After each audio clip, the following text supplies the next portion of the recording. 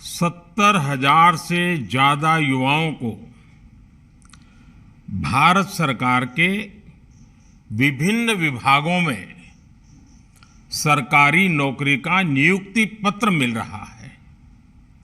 आप सभी ने कड़ी मेहनत से ये सफलता हासिल की है। मैं आपको और आपके परिवार को बहुत बहुत बधाई और शुभकामनाएं देता हूं।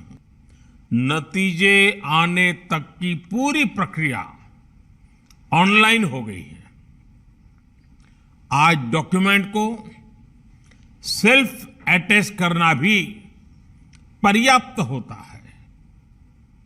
ग्रुप सी और ग्रुप डी के पदों पर भर्ती के लिए इंटरव्यू भी खत्म हो गए हैं। इन सारे प्रयासों का सबसे बड़ा फायदा ये हुआ है कि भ्रष्टाचार या भाई भतीजावाद की संभावनाएं खत्म हो गई हैं।